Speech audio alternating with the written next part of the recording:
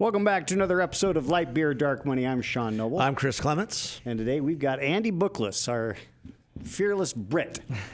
Fearless Brit. Absolutely. Fearless to come on. Yeah, right, yeah. Well, pip, pip, tally-ho. Absolutely, Chris. So, Does he actually know what that means? yeah. It's very petty. Because I really don't.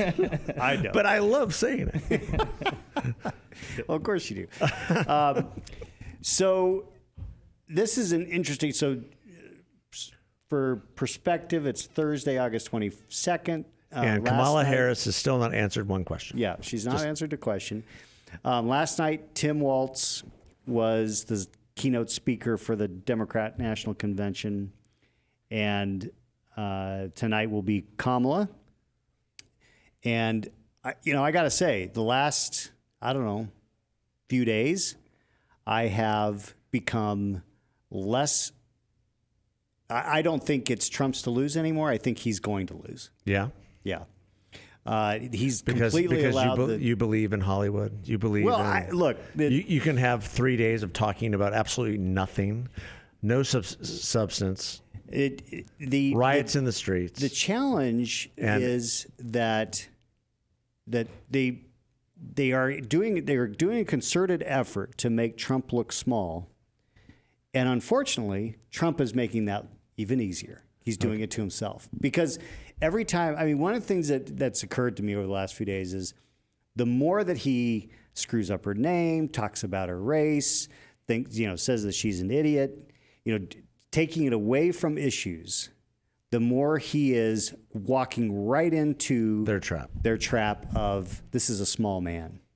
Yeah. And, and he has completely failed to tie her to Biden's policies, and she is now the challenger, and he's the incumbent. And that's been really interesting to watch the way they've run this campaign, and that is they're the underdogs somehow, and he is the incumbent, even though over the last 16 years the Democrats have been in charge for 12 of those years. Right, 12.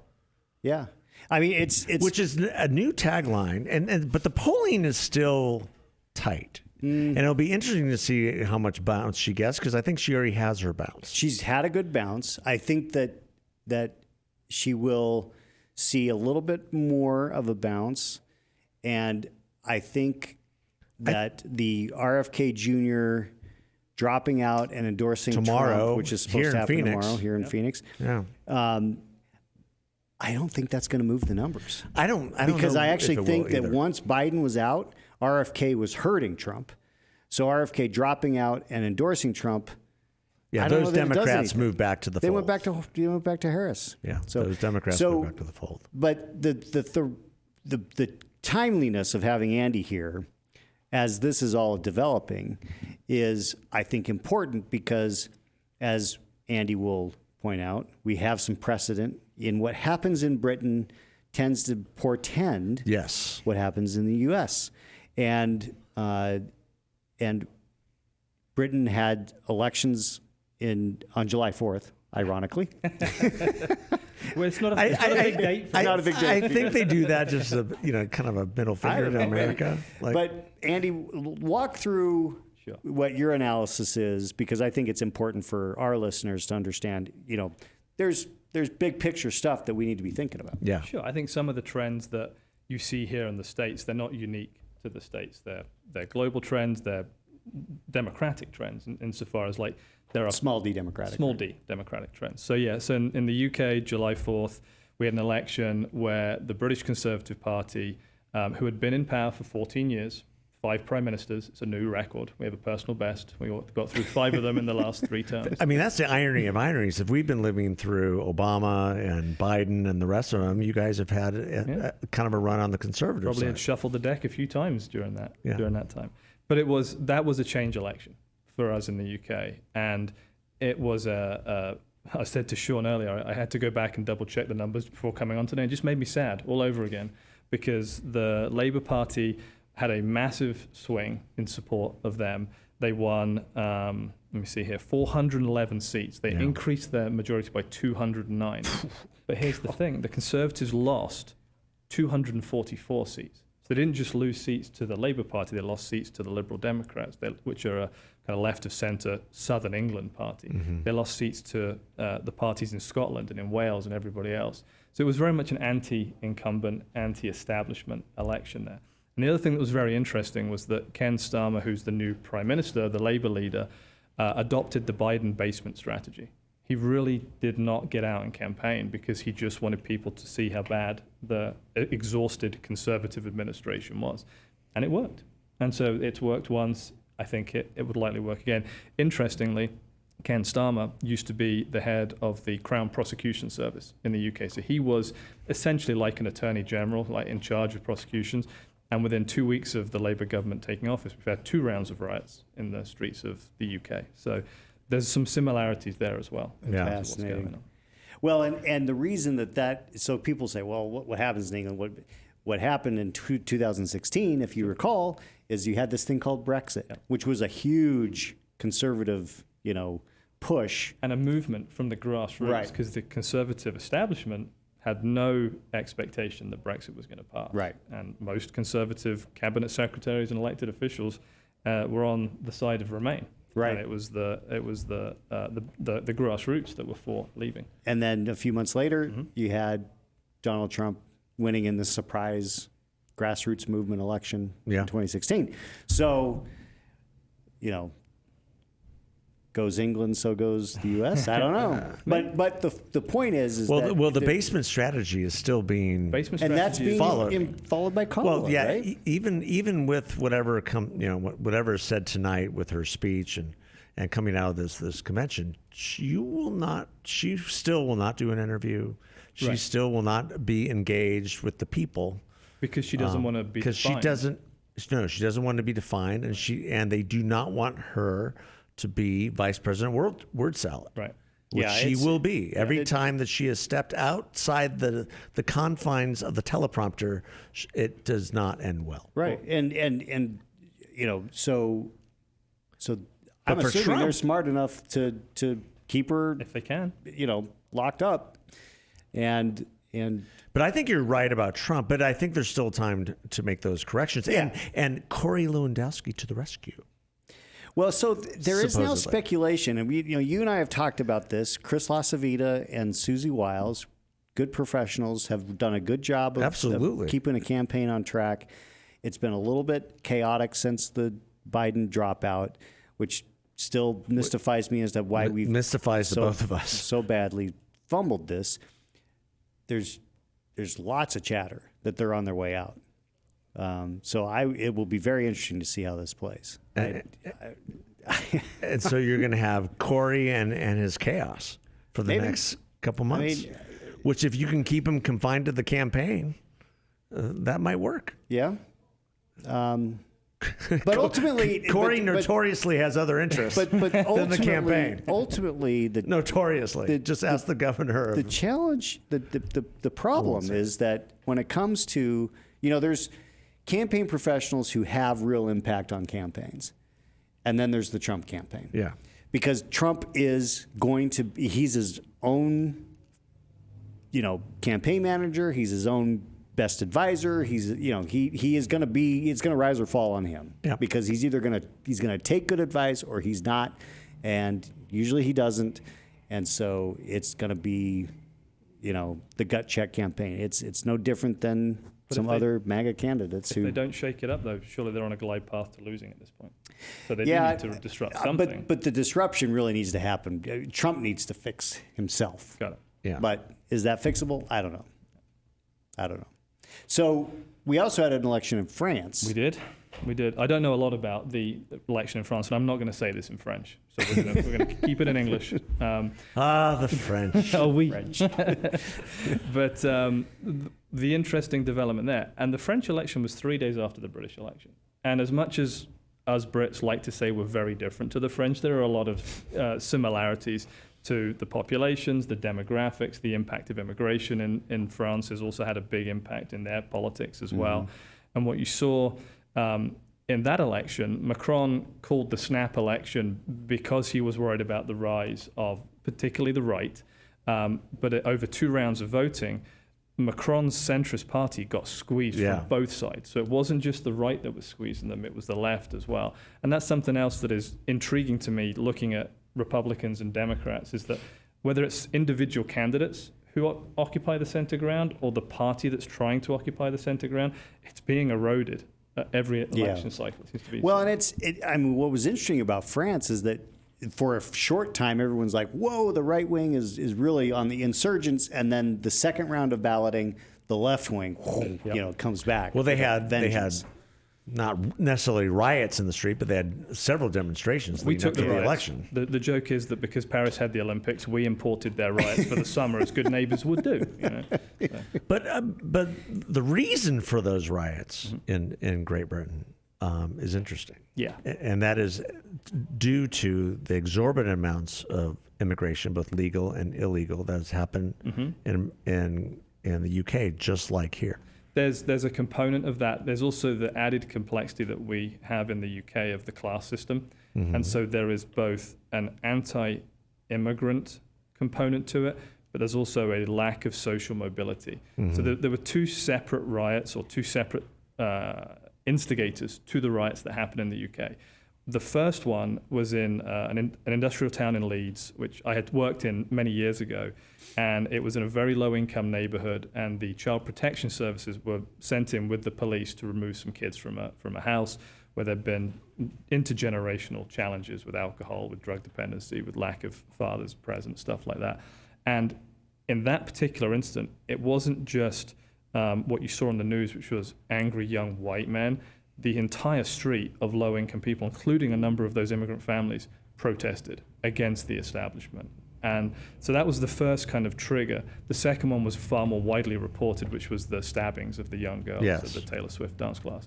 And that was a mix of, again, like an anti-immigrant standpoint, but also a feeling that people have been left behind, a feeling that the country is only really designed to improve what is going on in London and for the elites. That's a big feeling that drove the Brexit campaign. It's stuff that drove some of the MAGA Republicans to realize that a lot of people were feeling left out and left behind by the economy. Yeah, it still exists. Well, and that's been my point on this podcast with regard to the election dynamics, is no matter how much lipstick they put on the pig or the cat, so to speak, the dynamics of the election, the intangibles aren't changing. Yeah. The economy is not as robust as we think it is. They just revised the jobs figures over about 1 million. I saw 800,000 to the negative. I mean, 800,000, a million. An entire year of adjustment. An entire year. So is that, do they cook the books to force the Fed into doing something dramatic in their meetings in Wyoming? Perhaps, but it doesn't change the dynamics of what people are feeling in the economy. What does it mean for voters when they It doesn't change the dynamics. Store? We're still paying $3.50 to $4.50 a gas across the country. It doesn't change the dynamics that the world is on fire. Right. Yeah. And what is their prescription to solve it? Well, their prescription is to do more of the same, if not more, when it comes to the policies of the Democrats. No, Chris, you're wrong. The prescription is joy. Joy and hope and joy. And if you don't feel the joy, we're going to make you feel the joy, because we are joyful. I want to go back to the convention. And I'm just saying that that's all fine and good. That feels so great. But when you get into the middle of the country, and the people that are hurting, none of these dynamics are. In fact, they're getting worse as we enter a new phase into the election, and that is where Trump's strength is. To Sean's point, right. And if he can lean into that, right. and stop with the name calling, stop with all these other distractions, he can win. Talk about the issues. Talk about what people are. Talk about what people are feeling. And the violence in the cities. And he can draw a stark contrast because she's not going to talk about it. No, she's not going to talk about any of it. Which is fine. I mean, that's going to be their choice. If she talks about raising taxes the way she wants to raise taxes, people are going to be, whoa, what do you, just look what happened. Yeah. Look what happened with the price fixing scheme that she revealed last Friday. Right. I mean, universal condemnation from all corners of the political spectrum. Well, and it's one of the things that I've found very interesting, that I have found interesting, I should say, because the convention's not yet over, but it will be after tonight, is, and this was very evident in Walz's speech, they are really leaning in on freedom, right?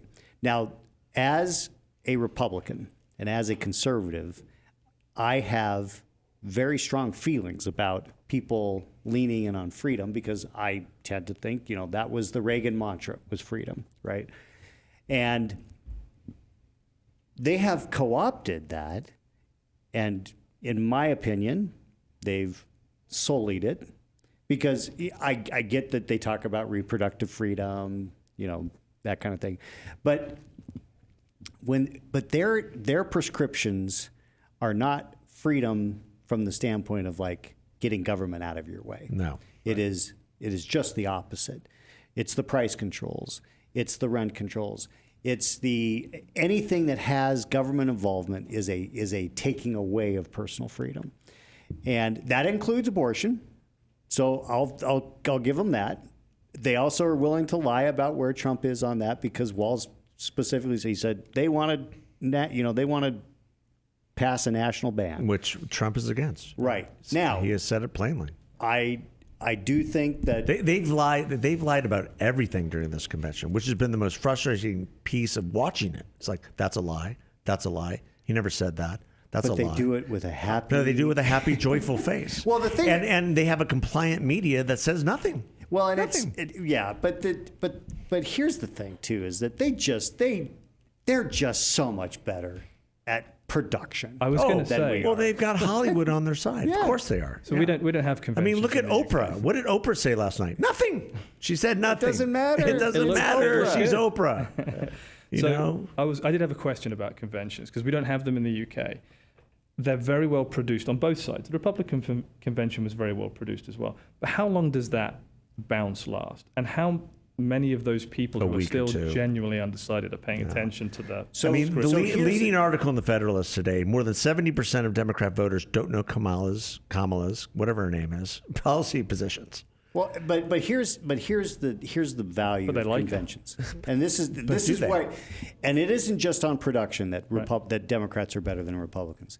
You listen to what Walz said in that speech, and it was a lot of nothing, but there was a section of that speech that was the most important section, and that was get involved, go knock on the doors, go make the phone calls, give the $5. And we did not hear that at the Republican So the convention. Conventions are for the base. It's getting for the them base fired to up. motivate, to get them out working. And well, gosh, I mean, if we haven't learned... Yeah, but one thing that the Republicans do not have a problem with this election is the base. I think you don't have a problem with the base. Are they out there knocking on doors? Say, how fired up are they to do the work? They're not. Yeah. That's the thing. That our people are sitting on their asses, not working it. And the Democrats are going to work... They're going to outwork Republicans absolutely every day of the week between now and election. And that did happen in the UK. Yeah. It wasn't just the Prime Minister and the leaders of the party that were exhausted. The party was exhausted after 14 years, and the volunteers were just not out and engaging with voters. And that's the way you win these things, right? You have more conversations with voters on the doorstep with people who believe in the issues and can articulate them. And if our side aren't doing that, then that's going to be a problem. They're just better organizers, and the fact that the Trump campaign has outsourced the ground game to outside organizations that are in it for the money. I mean, this isn't a volunteer effort; they're paying people. Yeah, they're paying people. That's a good point. It's just not, it's just not the same. You just don't have. If you are a paid knocker or a paid phone caller, you do not have the same passion. If you're a volunteer, if you really believe in the cause, if you're really bleeding MAGA. Yeah. Sean sent me up to Wyoming. But we have those people, and they do exist. I've seen them, but they haven't been active. I mean, I feel like they, in some ways, I question that. Okay. Because you look at where the party is now, it's a different party. It used to be a party of workers.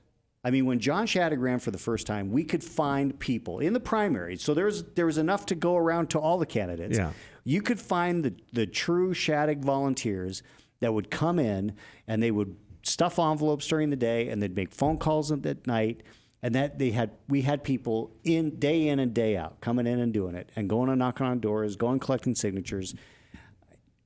I just don't see that from the party base at this point. Well, I mentioned to Sean, I lived here until a few months ago. I lived 2 doors down from Chris Mays. Yeah. And, Is that fun? yeah, well, we didn't chat a lot. She's trying to bring you up on charges just for living next to her? Right. Not yet. But I mentioned to Sean, this was 3 or 4 months ago, that we'd lived there for 2 years, so we were relatively newly registered voters. And we got knocked 4 or 5 times by different Democrat groups. And I'm a registered Republican. I'm like, why are they knocking on my door? And never once heard from anybody aligned with any of our groups. And I think your point was, they're just working through the list, and they got more people doing it, and we don't have people doing it. Yeah. And I think that's. I've had Democrat stuff left at the doorstep, in our door, and not one shred of Republican. Now they may just be messing with you. Maybe. I would. Well, I mean, what you're describing too is indicative of what has happened here in the state of Arizona for the last several years, and that we don't have a Republican Party here anymore. Yeah. There's been no leadership. Right. You know, you had somebody who was actually trying to rebuild the leadership, and he got torpedoed by somebody who might join us one of these days. Mm. But he got torpedoed for no reason. Yeah, and it's going to take a generation to build that back up. Yeah, it just will, because when you're alienating every section, if you're the party leader, and you're alienating everyone that you need to win elections, you're right. You have a party that has no ground game, has no volunteers, unable to execute on the most basic level of retail politics. Yeah. So yeah, you're right. So how does Britain? What's the future of Britain look like now? Well, it's the UK. At least probably 2-term Labour government, and the Conservative Party is looking at its 6th leader in however many years we've got to pick the new one. But how many seats? They lost 200 and... They lost 244 seats. They had 350 odd. They have 120 left. What role does Nigel Farage play within this whole scheme of conservatism within the UK? Yeah, because he was the leader of the Brexit deal, right? Well, so he was sort of, although he was a part of a splinter group. Okay. Of the Brexit deal. But the thing about Nigel, and I don't know him, but we've all observed him in his career when he's sober. Yeah. Well, yeah. And when he's not, he's very articulate after a couple of beers. He's entertaining too, which is important. And he takes insults beautifully, especially when people are throwing stuff in his face. He does have a track record of that. Most election cycles, he gets covered in some sort of yogurt or something. But he's tried to become a member of Parliament 8 times. I mean, I don't know what your record would be over here if you were an 8-time failed candidate and you were running again. He got elected to the European Parliament and obviously became the antagonist in that chamber. And then the MAGA movement occurred around the same time as Brexit, and his position was very much elevated. Farage, if I'm a Conservative Party strategist, is a significant spoiler. And the reason for that is that the Reform Party, which was the party he led in that election, won 4 or 5 seats. But they secured 1.4 million votes, and they came second in about 95 constituency campaigns. Okay. So, and the Conservative would have come third in that. Now, in the north of the country, the Labour Party would have won, the Conservative Party would have come second, and the Reform Party would have come third. In the southeast, it would have been the Liberal Democrats came first, the Conservative Party came second, and Reform came third.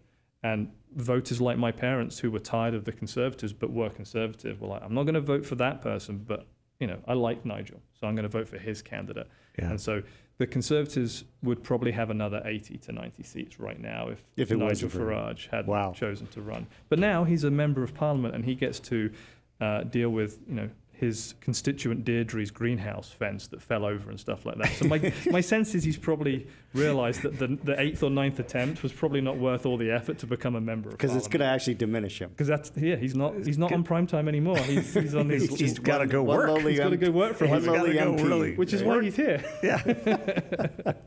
Yeah, he is here this weekend. Yeah. Well, Andy, it was good having you back. That's fun. We'll have to do it again. And it's going to be harder now that you're not living here, but, whatever. Well, I'll be here in the winters. That's right. Up in the northeast, it's a little chilly, so I'll be coming down here very frequently in the winters. There you go. I'll still take an Arizona summer over a lot of places. Yeah. I was having that discussion with a buddy yesterday. He's like, it's not Houston. Yeah, it's not. It's not Atlanta. Yeah, not I'm not. I brought a snow shovel down with me when I moved down here. Didn't need that. No, That's right. no. All right. Well, thanks. Thanks for everybody. coming on. Really good to see Appreciate you. it. We'll talk to you later. All right. God bless.